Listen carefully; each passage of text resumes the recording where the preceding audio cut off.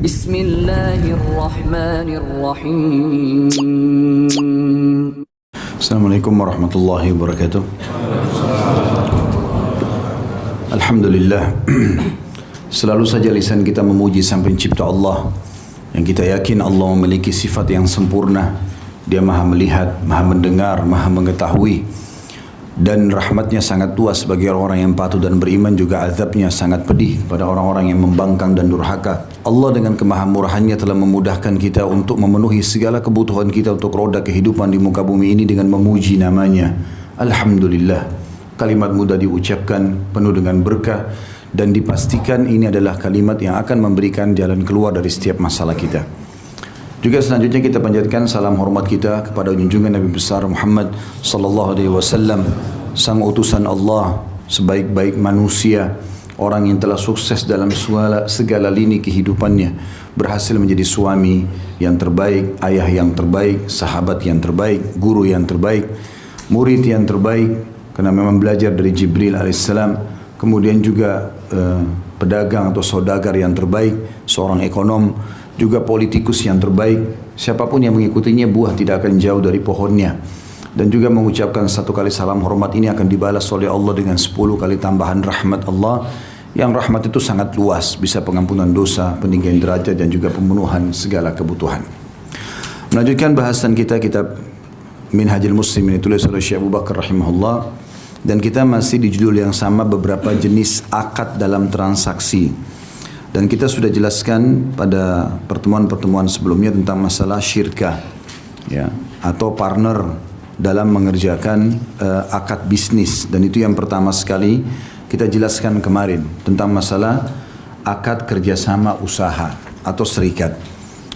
Kemudian kita akan masuk insya Allah sekarang. Artinya boleh orang partner bisnis, muslim atau non muslim. Yang penting seseorang jelas dalam akad yang ditulis poin-poinnya. Tidak boleh ada kezaliman, tidak boleh ada gharar. Gharar itu berarti bisa merugikan satu dari dua pihak. Semua transparansi, ya. Modal jelas halal, sistem halal, produk yang dijual juga halal. Maka selebihnya bertawakal kepada Allah subhanahu wa ta'ala. Kemudian materi yang kedua, masalah mudharabah atau bagi hasil kalau dalam transaksi jual beli. Dan ini akan kita bahas pada siang ini insyaAllah. Yang paling penting dalam masalah jual beli atau perdagangan ini, karena Allah subhanahu wa ta'ala memang memberikan setiap orang di antara kita keinginan untuk berdagang, memiliki banyak keuntungan, bisa membeli rumah. Itu sudah program umumnya orang, gitu kan. Maka Allah subhanahu wa ta'ala juga menata sistem ekonomi itu dalam Islam dengan syarat-syaratnya. Kita sudah tahu tidak boleh ada riba, tidak boleh ada gharar, tidak boleh ada kezaliman, segala macam hal. Tidak boleh ada produk yang haram, ya. Satu sisi yang lain juga, teman-teman sekalian, ini sudah saya titik beratkan pada awal kita bahas masalah akad-akad atau bab ekonomi ini, yaitu tidak bisanya terlepas antara perekonomian seorang muslim dengan sosial. Jadi tidak bisa dilepaskan antara ekonomi dengan sosial. Kapitalis itu targetnya selalu untung.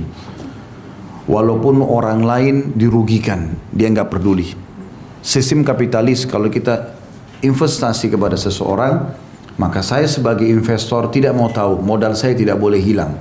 Mau perusahaan rugi kah, mau untung kah, pokoknya modal saya 1 miliar, harus kembali 1 miliar. Plus lagi, saya harus dapat keuntungan 10% dari modal saya. Ini semua hukum-hukum bertolak belakang dengan syariat. Kita kalau investasikan kepada orang, maka kita sudah tahu modal itu bisa bertahan, bisa hilang. Tergantung. Ya, untung dan rugi ditanggung bersama. Tergantung persentase yang telah disepakati. Kalau misalnya si A sama si B masing-masing 50-50%, modal usaha 2 miliar, 1 miliar, berarti keuntungan dan kerugian ditanggung juga sama dengan persentase masing-masing 50%. Kalau si A 60, si B 40, maka juga kalau rugi masing-masing tanggung sesuai dengan persentase yang akan didapatkan dari keuntungan. Memang semuanya jelas, gitu kan? Tidak ada seperti kapitalis tadi. Ya, begitu banyak orang yang akhirnya investasi ke sebuah tempat, lalu dia rugi, dia nggak mau tahu, disitalah barang orang, dipaksakan harus dikembalikan, bahkan ada yang lebih parah dihubungkan dengan masalah ribawi. Ya, akhirnya yang tadinya modal 1 miliar berbunga setiap bulan sekian banyak. Maka ini semua hukum haram dalam Islam, tidak dibolehkan. Dalam Islam, kalau kita Utangkan orang, tidak ada namanya keuntungan. Saya pernah jelaskan ada dua hal yang tidak ada keuntungan di situ. Utang piutang dan juga gadai, kan gitu. Antum kalau utangkan orang, sudah harus tahu ini memang jasa, cari pahala. Cari pahala, nggak boleh bertambah. Utangkan 100.000, ya kembali 100.000. Mau 10 tahun lagi akan datang, ya sama saja. Niatnya kita cari pahala. Beda dengan transaksi jual beli. Ini investasi ya, untung rugi ditanggung bersama. Itu kita bisa menerima persentase yang sudah kita sepakati, bisa tentukan keuntungan. Saya mau ikut tapi saya ambil dari bagi hasil nanti, saya 40% atau saya 60%, Anda 40%. Negosiasi dari awal, nggak ada masalah. Tapi utang piutang nggak boleh. Ada unsur sosialnya di situ. Kalau ekonomi Islam itu ada unsur sosial. Bahkan dianjurkan dalam Islam kalau kita nagih utang sama seseorang dan dia tidak mampu bayar, dimaafkan. Ya. Kata Nabi SAW dalam hadis Bukhari, akan datang orang pada hari kiamat membawa banyak sekali dosa. Kemudian malaikat berkata padanya, ada nggak amalmu yang bisa mengimbangi dosa-dosamu ini? Dia bilang kayaknya nggak ada, karena banyak sekali dosanya. Maka kata malaikat, coba ingat-ingat. Lalu Allah buat dia ingat orang ini. Lalu dia mengatakan, seingat saya dulu saya pernah punya pegawai khusus untuk nagih utang. Nagih utang. Kerjanya cuma nagih utang. Tapi saya titip pesan, kalau yang kamu nagih itu orang mampu, ambil. Kalau yang kau tagih tidak mampu, maafin. Kata malaikat, itulah amalmu. Diletakkan di timbangan amal, semua dosanya terlempar masuk surga orang itu. Memaafkan orang yang sedang terlilit utang ibadah. Itu sosial. Kita nggak bisa hubungkan dengan keuntungan. Kalau sistem kapitalis, utang pun harus untung. Saya pinjamin kamu 1 juta, saya dapat apa? 1.100.000, ya sudah, gitu loh. Kalau enggak ya sudah, gitu, nggak mau utangin orang. Bahkan banyak sekali orang, subhanallah, yang terlilit utang-utang riba ini, akhirnya sibuk dengan membayar bunganya, pokoknya pun belum bisa dibayar. Dan itu yang Allah SWT larang dalam Al-Quran, gitu kan? Ada unsur sosial. Sama dengan orang menggadaikan sesuatu. Sudah pernah saya kasih contoh. Saya mau pinjam uang 100 juta. Saya bawa sertifikat rumah saya atau ruko saya nilainya 500 juta. Ini gadai. Sama aja utang, tapi gadai itu ada jaminannya, berarti dia menggadaikan sesuatu. Nanti ada bahasan itu, ada akad kita di depan tentang masalah gadaian. Ya. Tapi saya kasih contoh. Jadi kalau kita memberikan, saya memberikan jaminan ini 500 juta ya harga ruko saya butuh sekali duit 100 juta. Sebulan saya akan kembalikan misal. Udah sepakat nih. Dia sebagai seorang muslim tidak akan ambil keuntungan karena ini utang piutang, memang dia cari pahala. Kemudian saya pun misalnya tiba 1 bulan belum bisa membayar, di sini terbuka sebuah celah. Dia punya hak untuk menjual jaminan tadi, gadaian itu. Dia bisa menjualnya, misalnya dia jual laku 500 juta. Maka dia sebagai seorang muslim yang patuh kepada Allah hanya mengambil 100 juta hak dia, 400 juta dikembalikan ke saya. Tidak ada namanya jaminan itu hangus. Ini gharar. Bagaimana bisa utangnya cuma 100 juta, dia menyita rumah atau surat yang 500 juta? Haram dalam Islam. Maka kita tidak bisa lepas antara unsur ekonomi kita dengan masalah sosial. Antum buka restoran, buka butik, tidak selamanya pikiran kita untung. Ada saatnya di mana kita berikan makan orang miskin. Ada saatnya kita bersedekah dengan pakaian yang kita jual. Tidak selamanya pikirannya keuntungannya berapa, keuntungannya berapa. Bahkan kadang-kadang bisa mempermainkan harga walaupun orang miskin ditekan. Atau kadang-kadang bersumpah atas nama Allah bohong kalau modalnya belum kembali. Padahal sebenarnya sudah untung. Dan Nabi SAW mengatakan 3 golongan yang paling berat siksaannya hari kiamat, gitu kan? Di antaranya adalah orang yang musbil, ya, laki-laki yang menutup mata kakinya, itu ada bahasan sendiri. Kemudian ada juga mannan, orang yang sebut-sebut kebaikannya. Dan yang ketiga, orang yang bersumpah dusta untuk melariskan dagangannya. Demi Allah belum sampai modal, padahal sudah untung. Kenapa? Masih ingat kisah Abu Hanifah rahimahullah? Walaupun saya tahu antum sudah lupa ini, ya. Abu Hanifah rahimahullah pernah jual kain sutra, beli 10, mahal sekali.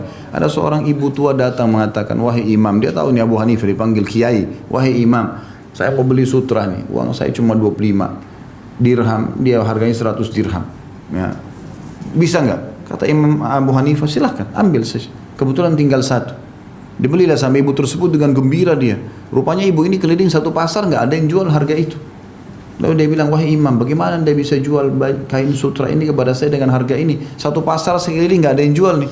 Kata Abu Hanifah, ini jawaban imam yang punya ilmu. Dia mengatakan, saya kemarin beli bu, kain ini 10, 9 sudah laku, sudah ada keuntungannya.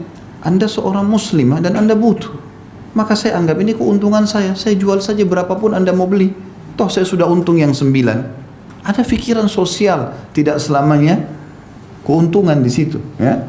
Bagaimana kita berpikir dalam masalah itu? Sama dengan orang kalau mau transaksi jual beli. Nanti ada transaksi jual beli. Saya kalau nggak salah sudah kita bahas itu juga ada transaksi najash namanya. Itu tidak boleh ya. Bagaimana najash itu? Kalau orang sengaja membayar orang lain atau bekerja sama orang lain untuk menaikkan harga padahal tidak mau dijual. Contoh misal, seseorang punya toko baju. Dia punya baju, dia jual nih. Setiap ada konsumen masuk, ya, maka lagi negosiasi harga, ada temannya masuk seakan-akan pembeli lain, padahal temannya pemilik toko. Lalu dia lewat, oh ini bagus bajunya. Dia bilang sama konsumen itu, Pak mau beli nggak? Kalau Bapak nggak mau beli, dia bilang sama pemilik toko, nah, biar saya yang beli ya, berapapun harganya, supaya pembeli ini mau membelinya. Padahal ini temannya pemilik toko. Ini mirip banyak terjadi di tempat pelelangan. Dia taruh orangnya di sini, di sana, di sana. Berapa harganya? Sekian, sekian. Padahal ini nggak membeli. Ini dusta semua. Ya, nggak boleh ini teman-teman. Hubungan seorang muslim sama Allah SWT. Allah itu maha mengetahui, maha melihat keberkahan yang kita cari. Kalau antum dapat keuntungan walaupun kecil, tapi berkah. Berkah itu maknanya selalu cukup, selalu baik. Itu lebih baik daripada keuntungan banyak tapi tidak berkah. Tiba-tiba kita tidak tahu kemana. Kemarin keuntungan 50 juta kok habis ya? Karena sumbernya dari mana dulu gitu kan. Ada orang subhanallah gaji 1 juta 2 juta, mertuanya numpang, istrinya, anaknya 3, hidup gitu. Bisa Allah berkahi, karena itu yang kita butuhkan, keberkahannya kan itu. Maka ini poin dalam masalah ekonomi Islam tidak boleh dilepaskan. Ada masalah unsur sosial itu. Kita berbagi, bersedekah. Antum kalau buka usaha pernah nggak sedekah dengan usaha itu? Makanan itu, pakaian itu sedekah, kasih orang lain. Ya. Saya juga kasih contoh tuh hari kisah orang yang menjual selimut di Saudi ya. Dia bisa menjual selimut dengan harga yang murah sekali dengan 4 biji karena itu orang miskin dikasih sama dia. Gitu. Dan seterusnya lah. Baik, salah satu akad yang dibolehkan dalam Islam selain syarikah, selain partner bisnis adalah sistem mudharabah atau bagi hasil. Dan bagi hasil ini bukan dari modal tapi dari keuntungan. Jadi persentase yang bisa ditentukan itu dari keuntungan. Misalnya 40-60%, 50-50%, tapi dari keuntungan. Jadi berapapun keuntungannya dibagi persentase itu. Kalau antum tentukan dari awal, saya mau 10%, saya mau 40%, tapi dari modal saya ini sudah riba. Nggak boleh. Kan itu. Karena belum tentu keuntungan perusahaan mencapai itu. Antum merugikan orang lain. Kan itu. Kata beliau di sini, materi kedua masalah mudharabah, poin A-nya pengertian mudharabah. Mudharabah ataupun qirat, ya. Itu istilah lainnya adalah seseorang menyerahkan modal tertentu kepada orang lain untuk dikelola dalam usaha perdagangan di mana keuntungannya dibagi di antara keduanya menurut persyaratan yang telah ditentukan. Adapun kerugian hanya ditanggung pemodal karena pelaksana telah menanggung kerugian tenaganya, maka tidak perlu dibebani oleh kerugian lainnya. Artinya bisa saja dalam sistem mudharabah misalnya kita jelaskan itu ada syarikat abdan juga ya. Ada partner badan. Yang satu punya modal uang, yang satu punya modal tenaga, gitu kan? Maka modal tenaga ini dia yang mengelola, yang pemodalnya cuma diam mengikuti sistem yang sudah ada. Nah ini nanti kalau seperti ini, maka kalaupun ada kerugian ditanggung oleh pemodal, karena orang yang mengelola dengan tenaganya sudah diporsir, sudah dikasih, gitu kan? Masalah nanti ada salah seorang di antaranya keduanya curang, itu Allah SWT akan hukum, ya. Teman-teman harus tahu lini kehidupan kita semuanya tidak lepas dari pengawasan Allah Subhanahu Wa Taala. Kalau ada orang berusaha untuk menipu, manipulasi data, maka pasti akan ada cara Allah Subhanahu Wa Taala untuk menghukum dia. Saya sudah pernah bacakan surah Fatir, surah nomor 35 ayat 43, itu landasan hukum. Hati-hati, jangan memanipulasi, ya. Jangan tipu daya kepada orang, gitu ya. Menipu ambil haknya orang lain. Kata Allah Subhanahu Wa Taala, "A'udzubillahi minasyaitonirrajim, wa la yahiku makrus sayyi illa bi ahli." Tidak akan kembali tipu daya itu kecuali kepada pelakunya saja. Jadi jangan antum merasa diri hebat lalu kemudian bisa menipu orang, ya. Itu percuma, ya. Tidak akan ada manfaatnya. Pasti Allah SWT punya cara akan menghukum. Kalau ada orang sudah menipu kemudian ternyata kelihatannya dia punya banyak rezeki setelah itu tadarruj namanya. Tahapan siksaan. Allah Subhanahu wa taala menambah siksaan bagi seseorang kalau dasarnya dia penipu, lalu Allah limpahkan nikmat padanya. Sebagaimana dalam hadis sahih kata Nabi SAW, kalau kalian melihat nikmat Allah melimpah pada seseorang pelaku maksiat, maka ketahui itu adalah tahapan siksaan. Teman-teman harus tahu kaum-kaum yang Allah mau binasakan sebelum kita, seperti kaum Hud, kaum Ad, kaumnya Nabi Hud, kaum Thamud, kaumnya Nabi Saleh, kemudian Fir'aun, kaumnya Musa, kemudian semua kaum-kaum yang Allah SWT binasakan, kaum Lut, kaumnya Nabi Lut, ya, Namrud, kaumnya Nabi Ibrahim alaihissalam. Ini umumnya pada saat mereka mau dibinasakan sama Allah 3 hari, ya, seminggu sebelum itu Allah limpahkan nikmat. Badan mereka tambah sehat, mereka tertawa-tawa, hewan ternaknya makin luar biasa, sehingga mereka makin lalai. Allah Subhanahu wa taala telah menentukan kadar tertentu untuk menghukum orang. Kalau kadar itu sudah sampai, maka dia kena secara otomatis, gitulah. Secara otomatis, maka Allah SWT buat kelalaian buat mereka sehingga sampai pada titik di mana klimaksnya mereka akan dihukum oleh Allah Subhanahu wa taala. Poin B, hukum mudharabah sendiri. Mudharabah disyariatkan berdasarkan ijma' sahabat dan para imam. Mereka semua menyepakati kebolehannya dan hal tersebut juga telah dilakukan pada masa Rasulullah SAW dan disetujui oleh beliau. Di poin C-nya, beberapa ketentuan hukum berkaitan dengan mudharabah. Yang pertama, selayaknya mudharabah atau bagi hasil itu dilakukan di antara kaum muslimin yang diperbolehkan mengelola hartanya. Makna diperbolehkan mengelola harta berakal, sudah dewasa, bukan anak-anak. Karena kalau anak-anak dia tidak ngerti kelola hartanya. Dan ini juga ditekankan oleh beliau, harusnya sama muslim, walaupun dengan non muslim boleh orang berpartner, tapi sesama muslim didahulukan. Akan tetapi tidak menjadi masalah mudharabah dilakukan di antara orang Islam dengan orang-orang kafir jika modalnya berasal dari orang kafir. Sedangkan pelaksananya adalah orang Islam, karena orang Islam tidak dikhawatirkan akan melakukan tindakan-tindakan yang menyebabkan riba dan tidak akan mencari uang dengan tata cara yang diharamkan. Jadi dari poin ini ada poin penting Syekh Abu Bakar tekankan. Kalau si muslim pemilik modal, dia jangan investasi di orang kafir. Kalau sebaliknya, si muslim pengelola modalnya dari orang kafir boleh. Beliau tekankan poin itu. Apa sebabnya? Karena kalau orang kafir, dia yang mengelola, si muslim yang kasih modal, maka dia bisa pakai sistem-sistem yang haram. Jadi kan? Saya berapa kali temukan begitu, beberapa pengusaha kita mengeluh, Ustaz, partner saya orang non-muslim.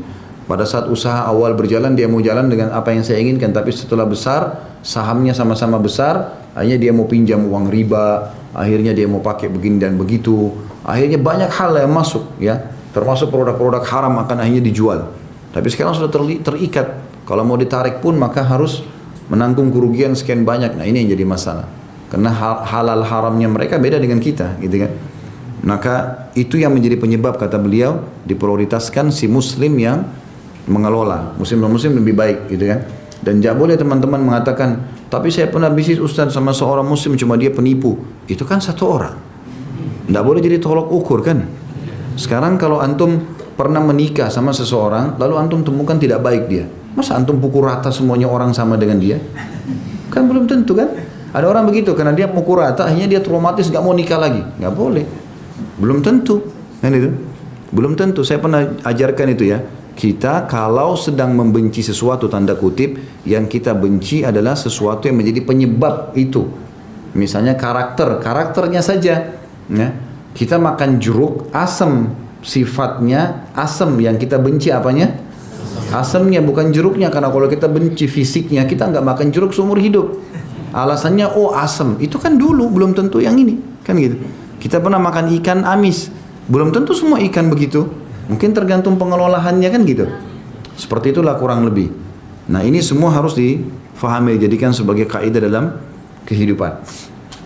Baik, itu yang ditekankan oleh beliau di sini, poin pertama dalam akad mudharabah, gitu kan. Jadi beliau mengatakan karena orang Islam tidak dikhawatirkan akan melakukan tindakan-tindakan yang menyebabkan riba dan tidak akan mencari uang dengan cara-cara yang diharamkan. Tentu di sini dimaksudkan kalau kita bersangka baik muslim itu seorang muslim yang taat, ya. Makanya kita juga mencari partner bisnis yang benar. Sekarang ini banyak orang menunggangi performanya penampilannya luar biasa, ahli surga, tapi penipu besar. Kan gitu. Ada begitu ikhwah datang kepada saya sampai kesian, mengeluh, mukanya sudah sumpah, uang sekian miliar hilang. Kenapa akhi? Ini Ustaz bayangkan di saf pertama kalau sholat orang ini berjenggot, di majelis ilmu di depan mencatat, undang kita kalau mau pergi pengajian. Siapa yang nggak percaya Ustaz? Berjalan waktu hari pertama, bulan pertama saya ada laporan, setelahnya hilang, lenyap. Muncul setelah sekian tahun, maaf akhi, saya khilaf. Ini kalimat afwan akhi ini perlu kita buatkan tablik akbar rupanya. Afwan akhi. Enak sekali sudah buat salam yang afwan-afwan saja. Mestinya apa ya, ada konsekuensinya apa? Itu kan? Tanggung jawab apa antum? Hari kiamat gimana? Kan tidak boleh, kesian orang terzalimi. Akhirnya orang terlilit utang segala macam. Ini hati-hati juga ya. Karena teman-teman harus tahu, kita ini yang paling penting, terutama antum yang sudah hadir di pengajian, yang paling penting setelah ikut di pengajian dan faham ilmu, istiqomahnya. Banyak orang masuk, begitu dia sudah belajar, malah dianggap remeh semua, nggak ada istiqomah dalam kebenaran dan hal haram ini. Bagi mereka sudah yang penting performanya begitu sudah cukup. Nggak. Ingat, ikut berlomba gampang. Ini ada pertandingan nih, kita daftar. Ikut perlombaan, mudah kan gitu. Mau jadi juara satu pun gampang, tinggal coba atur strategi supaya bisa jadi juara satu. Tapi yang sulit mempertahankan juara itu. Kalau ada orang dari kelas 1 SD sampai selesai kuliah juara satu terus, itu pinter. Itu baru pinter. Orang berumah tangga dari awal dia nikah sampai dia meninggal itu tetap bersama dengan pasangannya, itu baru berhasil. Istiqomahnya di situ. Bagaimana mempertahankan kebenaran. Kalau sekali naik sekali turun, ini masalah ini. Ya? Jadi harusnya difahami poin itu. Kemudian yang kedua, harus jumlah modal ya, atau jumlah modal harus diketahui. Berapa yang disepakati ditulis di akad itu. Modalnya sekian misalnya ya. Dan usahakan modal itu dirincikan. Kemudian yang ketiga, bagian pelaksana dari keuntungan yang didapat harus ditentukan juga. Sedangkan jika keduanya belum menentukannya, maka pelaksana berhak menerima upah kerjanya dan pemodal berhak atas semua keuntungan. Jika keduanya berkata keuntungan yang didapat menjadi milik kita berdua, maka keuntungan harus dibagi dua dengan bagian yang sama. Khusus poin ketiga ini maksudnya adalah antum tulis akad dari awal. Kalau saya bilang ada seorang teman datang mengatakan, Khalid saya mau investasi, saya mengatakan baiklah. Ya. Terus kemudian dia langsung masukkan uang, misalnya ini 50 juta, ini 100 juta. Tidak ada pembicaraan bagi hasil, nanti persentase kamu sekian dan sekian. Maka di sini hukumnya saya berarti hanya boleh ngambil upah saja, gaji. Saya nggak boleh ambil bagi hasil. Dan pemodal punya hak mengambil total semua keuntungan, karena tidak ada akad kesepakatan. Itu yang beliau tekankan di poin ketiga. Tapi kalau mau dari awal, ini usaha baju ini diproduksi sekian, modalnya 150 juta misalnya. Bagi hasil ya, kamu 50%, saya 50%. Maka itu jelas dari awal. Di sini nggak usah ada upah gaji lagi, tinggal masalah bagi hasil saja. Itu yang beliau mengatakan, bagian pelaksana, orang yang mau melaksanakan bisnis dari keuntungan yang didapat harus ditentukan persentasenya. Sedangkan jika keduanya belum menentukan, belum ada kesepakatan, maka pelaksana yang mengelola modal itu berhak menerima upah kerjanya, gaji. Dan pemodal yang taruh duit punya hak semua keuntungan. Ya. Kapan itu berubah? Jika keduanya sudah sepakat mengatakan keuntungan yang didapatkan menjadi milik kita berdua ya, maka keuntungan itu harus dibagi dengan bagian yang sama. Yang keempat, berhubungan dengan masalah mudharabah. Jika terjadi perselisihan di antara kedua belah pihak tentang suatu persyaratan dari poin-poin yang disepakati, apakah keuntungannya dibagi seperempat atau setengah, maka yang diterima adalah pendapat pemodal dengan memintanya bersumpah. Jadi kalau makanya penting nulis ya. Jadi ditulis, kalau dalam bentuk tulis bagus sekali. Apalagi sekarang kalau di notarias yang dinotariskan secara hukum legal pemerintah, ataupun kalau tidak kita menggunakan apalah kira-kira lembaran yang pakai materai segala macam yang memang bisa masuk dalam masalah pemerintahan ini. Karena kalau tidak ada, cuma sekedar masalah lisan, ini bisa berselisih di persentase. Loh, dulu kan kesepakatan 55%. Kata pemodal, enggak, kamu dulu janjikan saya 60, kamunya 40, ribut nih. Nah kalau cekcok antara pemodal sama pelaksana, maka yang diambil pendapatnya adalah pemodal. Ya, tapi dengan syarat dia harus bersumpah, dia mengatakan iya demi Allah memang ini 60% dulu. Kalau dia bohong urusan dia sama Allah SWT. Kita juga sudah pernah bahas teman-teman, kalau seorang muslim sudah bersumpah atas sama Allah, terima saja. Dia bohong urusan dia sama Allah. Nabi SAW menyuruh kita menerima sumpah seorang muslim. Beliau sudah mengatakan demi Allah, dah selesai. Antum lepas tangan udah. Oh ini libatin pencipta langit dan bumi ini. Nggak main-main. Ubun-ubunnya bisa ditarik mati langsung. Nah, kalau kita masih lemah gitu kan, oh demi Allah ya sudah, demi Allah kamu sudah pegang, silakan. Dan Allah SWT juga akan lindungi kita gitu kan. Ini kalau terjadi perselisihan kata beliau di antara kedua belah pihak tentang suatu persyaratan, apakah keuntungannya dibagi seperempat atau setengah, maka yang diterima pendapatnya adalah pemodal, tapi dengan syarat memintanya bersumpah atas nama Allah. Ya. Yang kelima, pelaksana yang mengelola modal itu tidak diperbolehkan mengadakan mudharabah dengan pemodal yang baru jika ia telah melakukannya dengan pemodal yang pertama, kecuali atas seizinnya, karena haram membuat mudarat di antara kaum muslimin. Misal, saya punya satu usaha, saya sudah tarik pemodal nih, ini modal usahanya 100 juta, udah selesai, artinya ini memang sudah bisa jalan usaha ini. Rupanya, saya ingin menarik lagi, naudzubillah, seseorang dia mau menarik lagi supaya dapat duit. Dia tawarkan kepada investor lain seakan-akan belum ada yang masuk. Ditarik lagi 100 juta sama dia. Padahal pemodal awal sudah ada. Ini nggak boleh. Ini haram hukumnya. Karena nanti terjadi mudarat. Produk seperti produk sudah kita jual dengan satu harga, kita jualkan lagi kepada orang lain. Gitu kan. Ini nggak boleh. Hukumnya tidak boleh sama sekali. Ya. Dan teman-teman yang kita cari keberkahannya. Kalau ada kejujuran dalam transaksi, Allah akan berikan keberkahan. Kemudian yang keenam, keuntungan tidak dibagikan selama akad berlangsung, kecuali jika kedua belah pihak sepakat untuk membaginya. Jadi kalau dalam sistem mudharabah yang benar sebenarnya, misalnya modal akan saya taruh selama setahun, akad kita setahun, ya sudah, selama setahun diberikan keluasan si pengelola untuk mengelolanya dulu. Nanti akhir akad baru bagi hasil. Karena kan keuntungan naik turun kan. Maka biar terakhir misalnya masuk Januari, nanti Desember. Udah biarkan dia leluasa, untung rugi nanti tinggal dibuatin laporan, Desember baru bagi hasil. Itu jauh lebih baik. Kecuali kata beliau dalam satu keadaan, memang kedua belah pihak sepakat, setiap bulan kita bagi hasil. Untung sekarang yang kita bagi, tahun bulan depan rugi ya kita juga bebankan sama-sama. Kalau tadi sistem yang lebih ideal adalah 1 tahun. Jadi kalau misalnya Januari, Februari, Maret untung, April rugi, itu tetap nanti tersubsidi dengan sendirinya. Jadi nanti bulan Mei, bulan selanjutnya harusnya si pelaksana mengejar supaya kerugian yang bulan April bisa tertutupi. Nanti baru dihitung di akhir tahun. Yang ketujuh, modal selamanya harus dipotong dari keuntungan yang diperoleh sehingga pelaksana tidak berhak atas keuntungan kecuali setelah dipotong modalnya. Ketentuan ini berlaku jika keuntungannya belum dibagi. Sebagai contoh, jika kedua belah pihak berdagang kambing dan mendapat keuntungan, maka masing-masing pihak mengambil bagian darinya menurut bagian yang telah ditentukan. Di samping berdagang kambing, juga berdagang biji-bijian dan pohon rami. Akan tetapi jika mengalami kerugian yang menyebabkan berkurangnya modal, maka kerugian itu ditanggung oleh pemodal dan tidak boleh memotong keuntungan yang diperoleh pelaksana dari hasil perdagangan terdahulu. Artinya kalau memang kita punya beberapa jenis bisnis, maka harus jelas akadnya.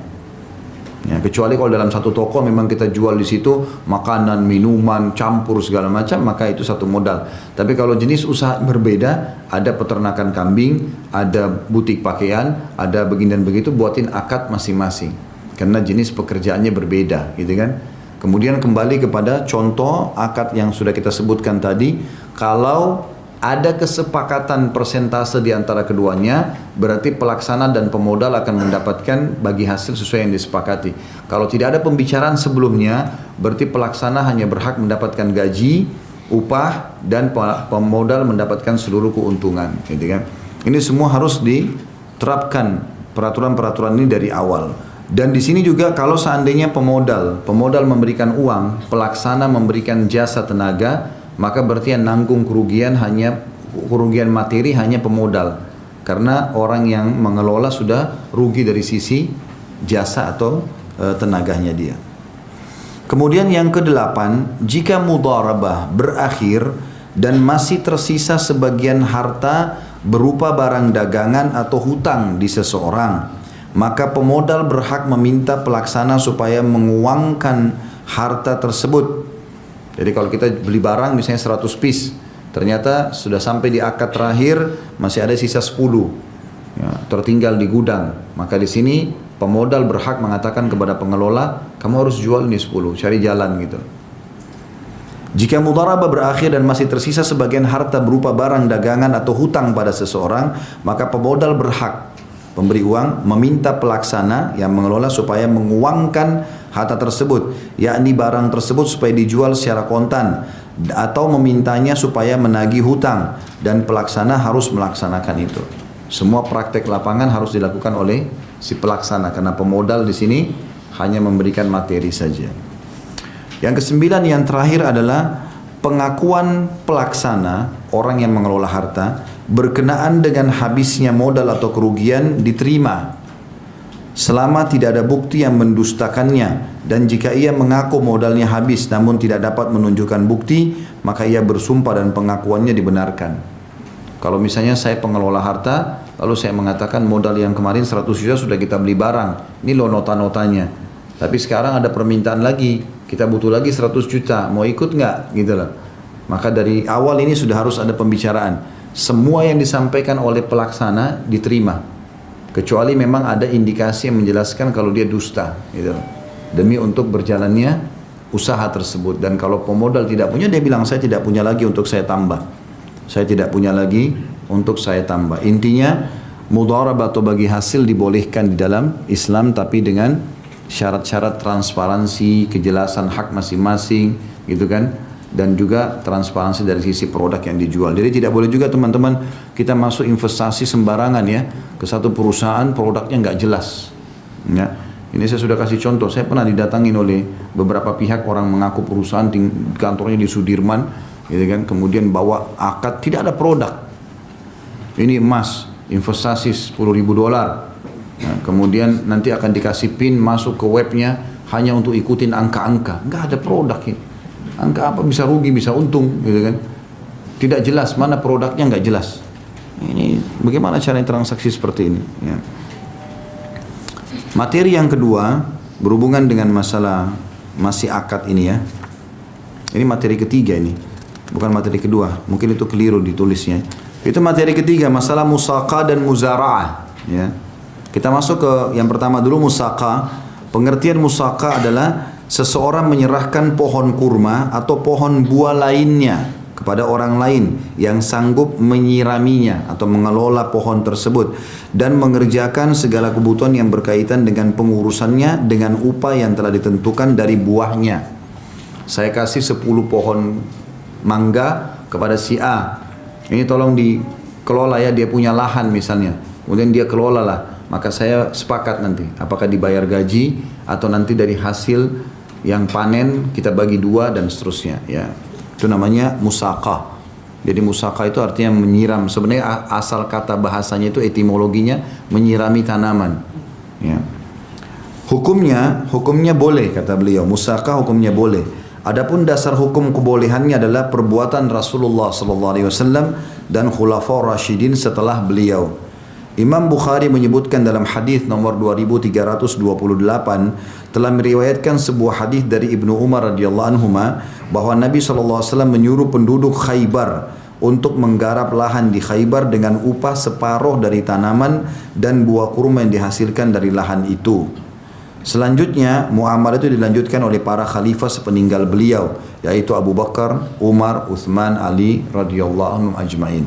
Saya kasih ceritanya dulu. Jadi Nabi SAW waktu menyerang Khaybar, Khaybar sebuah wilayah luas, sekitar 175 kilo dari Madinah, kurang lebih lah. Nabi SAW menyerang Khaybar untuk menaklukkan benteng-benteng Yahudi. Ada 9 benteng Yahudi besar. Dan ini sudah saya jelaskan di YouTube, ada di Sirah Nabawi tentang perang Khaybar. Teman-teman bisa kembali ke sana. Yang jelas setelah Nabi SAW menaklukkan semua itu, salah satu sumber kekayaan Khaybar ini kurma. Hampir seluruh wilayah Khaybar itu pohon kurma. Dan kurma itu kalau di Timur Tengah sampai hari ini dianggap orang kaya kalau punya kebun kurma, ya, karena dia bisa berbuah dan buahnya bisa sepanjang tahun, apalagi 80% kurma itu kering dan makanan pokok gitu kan. Jadi sangat menguntungkan, apalagi kayak sekarang makin banyak jemaah haji, jemaah umroh semuanya bawa pulang oleh-oleh kurma. Banyak sekali keuntungannya. Yang jelas waktu itu ada beberapa orang-orang Yahudi datang kepada Nabi SAW mengatakan, "Hai Muhammad, sesungguhnya kebun-kebun ini sekarang sudah milik kalian, karena umat Islam sudah menang. Jadi kebun, rumah-rumah Yahudi, bahkan orang-orang Yahudinya pun sudah menjadi harta rampasan perang waktu itu." Maka mereka menawarkan negosiasi dengan Nabi SAW. "Hai Muhammad, ini kebun kurma luas, kalian juga tidak bisa urus. Bagaimana kalau kami tetap di sini, jangan diusir dari Khaybar, kami ngelola kebun kurma ini. Tapi dengan syarat kita bagi hasilnya. Tapi pohon kurma ini bukan lagi punya kami, punya kalian umat Islam. Cuma kami mengelola, kami yang pasang taruh pupuknya, apalah rawat pokoknya pohon itu, namanya musaka, gitu kan." Maka Nabi SAW setuju dengan hasilnya dibagi dua, setengah buat Yahudi, setengah buat Muslimin, dan masing-masing mujahid punya hak untuk mengambil itu, punya hak untuk mengambil itu dibolehkan, namanya musaka. Poin yang ketiga dalam masalah musaka ini adalah beberapa ketentuan hukum berkaitan dengan musaka. Yang pertama, hendaklah pohon kurma atau pohon buah yang lainnya diberitahukan ketika akad, sehingga musaka tidak berlaku pada pohon buah yang tidak diketahui, karena dikhawatirkan akan menjadi penipuan yang diharamkan dalam syariat. Jadi jelas, ini loh pohon yang saya mau ya, satu truk nih, pohonnya mangga semua, harum manis misalnya, sebutin. Jelas. Jangan bilang ini di mobil ini ada pohon mangga 100 pohon, ya sudah tanam aja, nggak jelas jenis mangga apa. Nah, bisa saja mungkin bercampur kan gitu. Maka dicek semuanya. Jadi harus jelas. Apalagi nanti kalau sudah berbuah mungkin tidak seperti yang diharapkan. Mungkin harga mana lagi dengan harga harum manis dengan golek ini beda-beda. Maka harus jelas. Itu yang di poin pertama. Pohonnya yang mau dikelola jelas jenisnya, jumlahnya dihitung, dilihat. Ya, karena pernah terjadi begitu ya. Ada kalau tidak salah beberapa kali itu ada saya lihat transaksi pohon satu mobil, ternyata kalau langsung transaksi saja begitu tanpa diperiksa, di dalam truk itu sendiri ada pohon yang lain, jenisnya berbeda, bukan jenis seperti yang dipesan. Karena banyaknya pohon yang naik akhirnya tercampur. Itu cuma pohon biasa, hiasan saja, nggak ada buahnya, maka bisa merugikan pembeli di sini. Yang kedua, bagian yang diberikan kepada penggarap hendaklah ditentukan, misalnya 1/4 atau 1/5 yang diambil dari keseluruhan pohon kurma atau pohon buah yang lainnya. Karena jika hanya dibatasi pada pohon kurma atau pohon buah tertentu yang terkadang berbuah dan terkadang tidak, maka di dalamnya mengandung unsur penipuan yang telah diharamkan agama Islam. Jadi misalnya dari 100 pohon kurma atau pohon mangga ini, nanti hasilnya setelah panen 1/5 buat kamu, 1/4 buat kamu, setengah-setengah kita bagi dua, ya kan? Tapi dari hasil total, tidak boleh saya sebagai pemilik pohon mengatakan kamu tanam nih 100 pohon, sudah ditanam nih, kemudian saya bilang hasil kamu cuma yang bagian tengah sini ya, 10 pohon aja, yang 90 punya saya. Nggak boleh, karena bisa saja yang 10 itu tidak berbuah. Nah, itu. Jadi harus dari totalnya semua. Ini yang dimaksud dengan poin kedua. Maka beliau mengatakan di poin kedua, bagian yang diberikan kepada penggarap mengelola hendaklah ditentukan, misalnya 1/4 atau 1/5 yang diambil dari keseluruhan pohon kurma atau pohon buah yang lainnya. Karena jika hanya dibatasi pada pohon kurma atau pohon buah tertentu untuk pengelola, terkadang berbuah terkadang tidak, maka di dalamnya mengandung unsur penipuan yang telah diharamkan agama Islam. Yang ketiga, penggarap yang mengelola diwajibkan melaksanakan seluruh pekerjaan yang terkait dengan pengurusan pohon kurma atau pohon lainnya menurut kebiasaan yang semestinya dilakukan penggarap dalam musaka. Artinya di sini antara dia sama Allah SWT, dia harus siramin pagi sore, dia harus kasih pupuk, ikuti peraturan yang sudah disepakati. Ini sudah umum. Yang keempat, jika tanah yang dimusakahkan, tanah yang dipakai untuk menanam tadi, itu dikenakan pajak, maka pajak itu dibebankan kepada pemilik tanah dan tidak kepada penggarap. Ya, jadi misalnya saya punya lahan, lalu saya datangkan seorang tukang kebun, ini tanah saya, ini ada pohon buah saya, kamu tinggal kelola saja. Kalau ada pajak pemerintah, maka yang terbebankan adalah pemilik tanahnya dan bukan penggarap. karena pajak itu berkaitan dengan pemilik yang asli dengan alasan bahwa pajak itu tetap dibebankan meskipun tanah tersebut tidak ditanami. Kenapa di sini pemilik tanah dan pemilik pohon yang tanggung pajak sementara pengelola tidak menanggung? Karena kalaupun tidak ada pohon-pohonnya, tetap pajak tanah itu ada dibayar oleh pemilik tanah. Ya. Sedangkan kewajiban zakat dikenakan kepada pihak yang hasilnya mencapai nisab, baik pihak penggarap maupun pemilik tanah, kalau zakat itu berkaitan dengan keberadaan buah. Ya, tentu sini pernah kita jelaskan di bab zakat, ikhwan akhwat sekalian, ya, rahimani rahimakumullah, itu kalau mencapai kurang lebih 630 atau 40 kilo ya dari hasil panen, 650 kilo lah kalau kita bulatkan. Kalau hasil panen antum mencapai 650 kilo, maka keluar zakatnya. Dan zakat ini yang dikeluarkan dilihat dari pengelolaan tanah dan pohon itu. Kalau misalnya antum mengeluarkan biaya-biaya dalam pohon itu tadi, pupuk, bayar orang segala macam, maka zakatnya 5% dari hasil. Tapi kalau kita membeli tanah misalnya penuh dengan pohon buah-buahan macam-macam dan hidup sendiri, karena di situ wilayah subur, di atas gunung, kena hujan segala macam, kita cuma datang setahun sekali, tebah dipakas saja pohon-pohon liarnya lalu diambil hasil panennya, ini 10%, double karena dia tidak keluarkan biaya. Ya.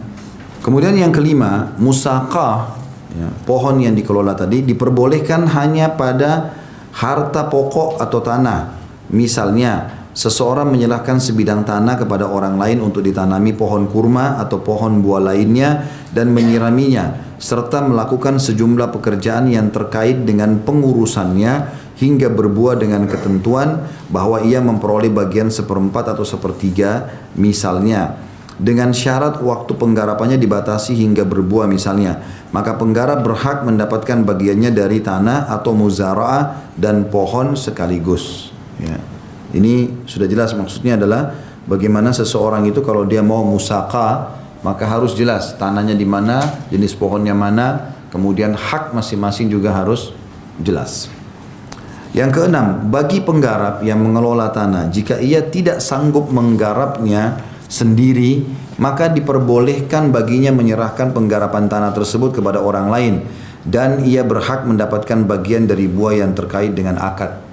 Jadi kalau saya menerima modal pohon dan saya menggarapnya, kemudian saya melihat pohonnya banyak nih, 600 pohon, saya nggak bisa sendiri, lalu saya mempekerjakan orang lain dan hasil saya nanti 1/3 atau 1/4 yang disepakati atau setengah, saya bagi lagi dengan mereka, boleh saja.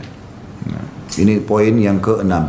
Poin yang ketujuh, jika penggarap yang mengelola melarikan diri sebelum pohon tampak berbuah, maka pemilik tanah berhak membatalkan musaqah karena belum selesai tugasnya, dia sudah pergi.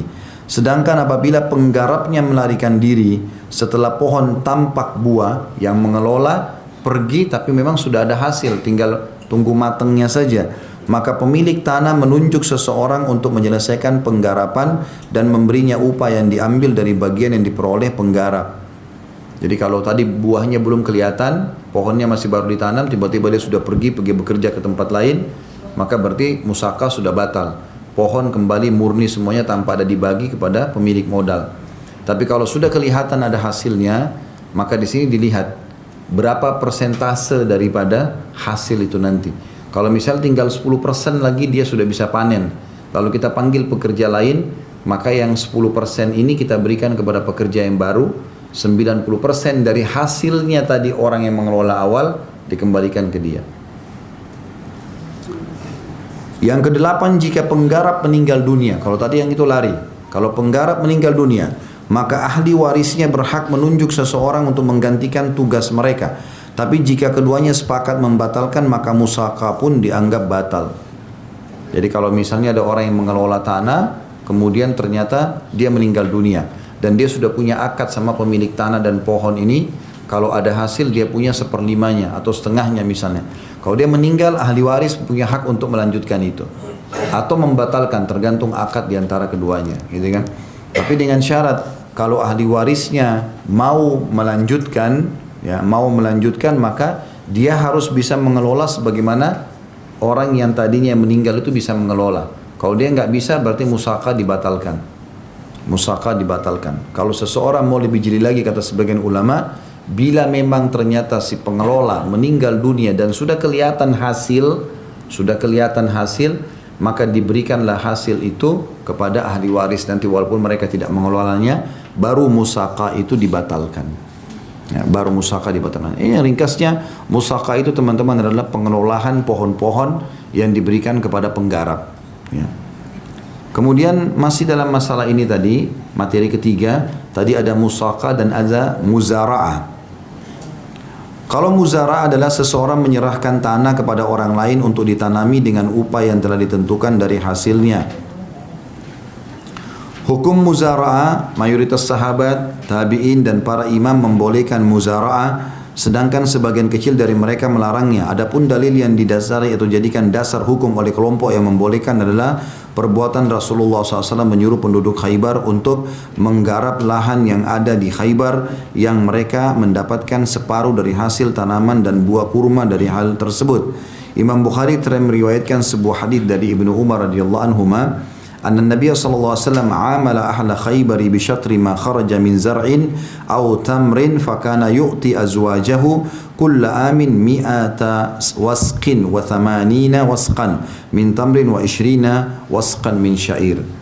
Bahwasanya Nabi SAW menyuruh penduduk Khaybar untuk menggarap tanah yang ada di Khaybar dan mereka mendapat separuh dari hasil tanaman dan buah kurma darinya, di mana saat itu Nabi SAW memberikan istri-istrinya sebanyak 100 wasak, 80 wasak kurma dan 20 wasak gandum. Kelompok yang membolehkan muzara, jadi muzara sama musaka mirip ya. Kalau musaka cuma sekedar menyiram saja, menyiram dan jadi pohon sama tanah dari pemilik modal. Kalau muzara'ah itu memang pohon saja yang dikasih atau dasarnya pohon itu ada lalu dimodali oleh pemodal. Jadi agak mirip sebenarnya kasusnya ya.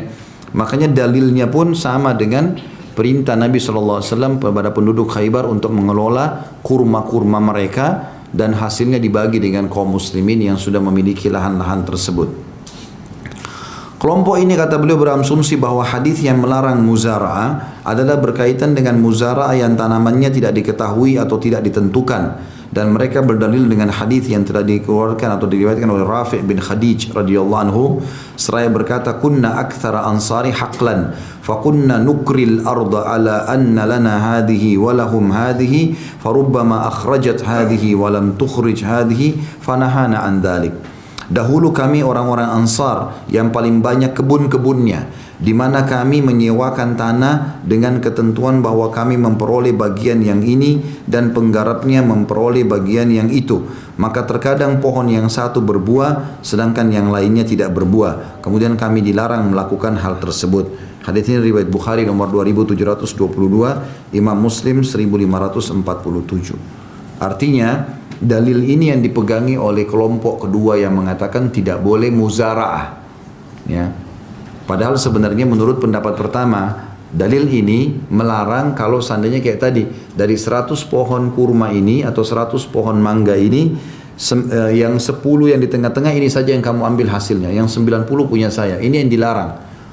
Makanya tadi dia jadi boleh kalau dari total seluruh pengelolaan, jadi yang berbuah dapat hasil, yang tidak berbuah tidak dapat hasilnya. Atau larangan ini dikarenakan adanya perbuatan makruh yang dijauhi atau tidak sampai derajat haram, berdasarkan sebuah hadis yang diriwayatkan Ibnu Abbas radhiyallahu anhu bahwasanya Rasulullah SAW tidak melarangnya, hanya saja beliau bersabda, ayyamnaha ahadukum akhahu khairun lahu min an ya'khudha alaihi kharajan ma'luma. Salah seorang di antara kamu yang memberi saudaranya adalah lebih baik daripada menetapkan pajak tertentu pada dirinya. Hadis ini riwayat Bukhari nomor 2330. Artinya di sini teman-teman, beliau ingin menitik beratkan kalau muzara'ah, ya kita memberikan pengelolaan tanaman kepada orang lain, itu juga dibolehkan. Tanah dari dia dan bahan dari kita. Kalau tadi musaka, yang pertama tanah dan pohon semua dari kita. Ya. Dan beliau berdalil dengan dalil-dalil yang sudah kita bacakan tadi. Sebagai penutup dalam poin ini adalah beberapa ketentuan hukum berkaitan dengan masalah muzara'ah. Yang pertama, jangka waktunya harus ditentukan, misalnya setahun atau sekali masa panen atau 2 kali masa tak panen. Ya. Ini berlaku bagi semua pohon, termasuk kelapa sawit, termasuk apa saja ya. Yang kedua, bagian yang telah disepakati harus diketahui dengan jelas. Misalnya separuh atau sepertiga atau seperempat yang diambil dari hasil tanah secara keseluruhan. Sehingga tidak sah jika pemilik tanah berkata kepada penggarapnya, kamu hanya berhak atas hasil tanaman yang tumbuh di tempat ini saja. Jadi sudah kita jelaskan ini. Jadi kalau misalnya ada tanah luas 1 hektar ditanamlah 1000 pohon misalnya, maka pengelola di sini yang menggarap tanah itu, yang tadi musaqah dan muzara'ah itu, baik dia menyirami mengurusnya dengan sekalian tanahnya atau hanya tanamannya saja, maka di sini haknya harus jelas. Persentasenya dia ambil dari total keseluruhan 1/5, 1/10, 1/4, setengah, gitu loh, tergantung akad yang disepakati. Dan tidak sah kalau seandainya pengelola tanah atau pemilik tanah mengatakan kamu hanya boleh mengambil bagian depan tanah ini saja, bagian belakang punya saya. Ini karena ada kezaliman nantinya. Yang ketiga, benihnya berasal dari pemilik tanah. Jika benihnya berasal dari penggarap, maka hal itu dinamakan mukhabarah. Perbedaan pendapat tentang kebolehan mukhabarah lebih sengit daripada perbedaan tentang muzara'ah. Berdasarkan keterangan dalam sebuah hadis yang diriwayatkan oleh Jabir bin Abdullah radhiyallahu anhu bahwasanya naha Rasulullah SAW anil mukhabarah. Rasulullah SAW melarang mukhabarah. Hadis ini diriwayatkan oleh Imam Muslim nomor 1568. Jadi kalau saya punya tanah dan saya punya pohon, lalu saya tinggal panggil orang yang kelola, boleh, gitu kan? Namanya musaqah tadi ataupun muzara'ah, ya. Ada hukum lain namanya mukhabarah. Apa itu mukhabarah?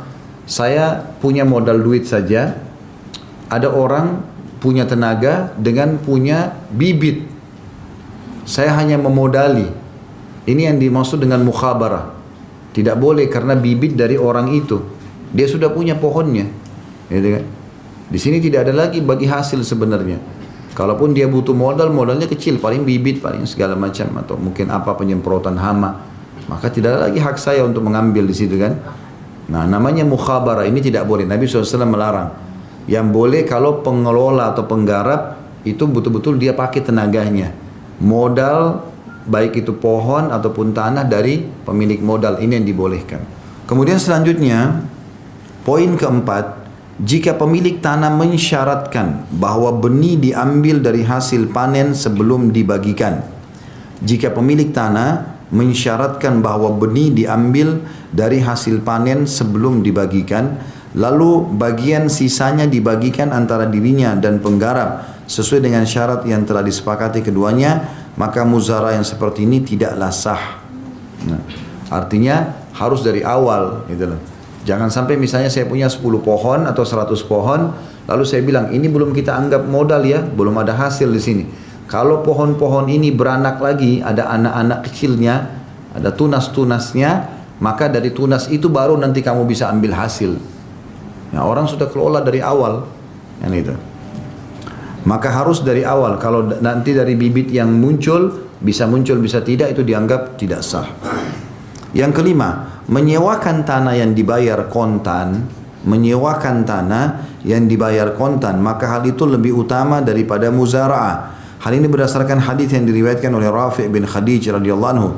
Adapun membayarnya dengan emas dan perak, maka Rasulullah SAW tidak melarang kami. Hadis ini diriwayatkan oleh Imam Muslim. Oh, hadis yang sebelumnya tadi riwayat Bukhari ya. Yang ini sekarang riwayat Muslim nomor 1568. Ya, kalau seandainya ada orang yang butuh duit, dia mau mengelola, ya, kemudian dia butuh uang saja, hanya sekedar dibantu, maka yang lebih baik kalau kita menyewakan tanah. Tidak usah kita ikut tunggu hasilnya. Udah tanah ini kamu sewa, misalnya 1 tahun 1 juta. Mau berapapun hasilnya itu hak kamu. Maka ini didahulukan daripada muzara'ah. Daripada kita mengatakan sudah ini tanah pakai saja, pohon juga ini kamu kelola, nanti kita bagi hasil. Lebih didahulukan tadi orang ini muslim kita bantu. Ya, kita bantu ya sudah kamu mau kelola, kamu mau dapat hasil, mau biayai keluargamu, sudah tanah ini kamu sewa saja. Bayar pada saat ya kamu mau ada hasil, atau misalnya disepakati bayar sewanya sekian. Itu lebih didahulukan, sebagaimana beliau katakan ada riwayat Rafi' ibn Khadij radhiyallahu anhu. Jadi Nabi SAW membolehkan langsung mengiyakan kalau ada orang mau menyewakan tanah, lalu tanah itu terserah mau ditanamin apa selama jangka waktu tertentu. Yang keenam, dianjurkan bagi seseorang yang memiliki tanah yang melebihi kebutuhannya untuk memberikannya kepada saudaranya sesama muslim tanpa sewa. Kalau mau lebih baik lagi, maka poin ini yang didahulukan. Ya. Hal tersebut berdasarkan sabda Rasulullah SAW, "Man kanat lahu ardun falyazra'ha aw liyamnahha akhahu." Barang siapa yang memiliki tanah, hendaklah ia menanaminya atau dia memberikannya kepada saudaranya muslim. Hadis ini riwayat Muslim nomor 2300, riwayat Bukhari nomor 2341. Ini yang hilang dari kita ini teman-teman ya. Subhanallah, Sa'ad bin Ubadah radhiyallahu anhu, sahabat Nabi dari Ansar yang masyhur, sangat kaya raya di Madinah. Salah satu penyebab kaya rayanya itu dikatakan karena dia sibuk dengan sedekah dan memberi orang. Begitu para muhajirin datang dari Mekah dan Nabi SAW menyebutkan keutamaan membantu saudara muslim, dia punya tanah itu cukup untuk 80 keluarga. Luas sekali. Langsung dia datangi tanah itu, dia datangkan pekerja, dibangun rumah-rumah, petak-petak rumah 80 rumah. Lalu ditinggalkan langsung muhajirin dan langsung dia nyatakan ini tanah milik kalian. Mau dijual kah, mau dipakai kah, terserah. Pemberian, hibah langsung begitu. Teman-teman, Allah kasih antum modal misalnya. Jadi kaya raya, Masya Allah. Jangan selamanya berpikir bisnis terus teman-teman. Kalau ada saudara kita muslim, dia baru mau mulai usaha. Tidak usah kita pikir ambil keuntungan dari dia. Baik, saya butuh modal 10 juta, saya mau usaha buka nasi uduk. Kita Masya Allah punya uang miliaran, 10 juta itu tidak kelihatan. Ya udah nggak usah kita bilang, ya oke saya kasih 10 juta, berapa bagi hasilnya? Untuk apa? Kok manfaatnya? Mau ambil 200-300 ribu? Apa gunanya? Bantu dia. Ya udah ini 10 juta dari saya ya, jadikan modal. Nanti kapan ada kesempatan kembalikan aja. Biarkan orang maju, gitu kan? Berikan. Itu ada bagian daripada syariat Islam. Ini masuk dalam masalah hukum ekonomi tadi. Jadi kita tidak selamanya berpikir keuntungan apa yang saya dapatkan. Hati-hati teman-teman. Sekali antum buka pintu selalu mau ambil keuntungan dari orang, ini susah antum lepaskan diri. Sehingga kita kalau kenalan sama orang, pikiran kita pertama, ini orang bisa berikan manfaat apa sama saya? Loh iya, itu sekali antum buka, susah untuk ditinggalkan. Karena kalau orang itu tidak ada maslahatnya, miskin, atau mungkin tutur katanya tidak teratur, antum tidak akan berteman. Nggak ada lagi istilah untuk membantu seorang muslim. Ini keliru. Dalam Islam tidak boleh. Makanya kita harus berhubungan sekali, tadi saya bilang ekonomi ini sama masalah sosial. Bahkan sangat baik kalau antum sengaja membuat lembaga-lembaga pelatihan gratis untuk meningkatkan skill umat Islam supaya mereka jadi maju, karena semua yang mereka dapatkan nanti dari hasilnya, baik itu dari pegawai yang bekerja, baik itu keluarga yang dia biayai, antum panen pahalanya. Fikir itu, ya.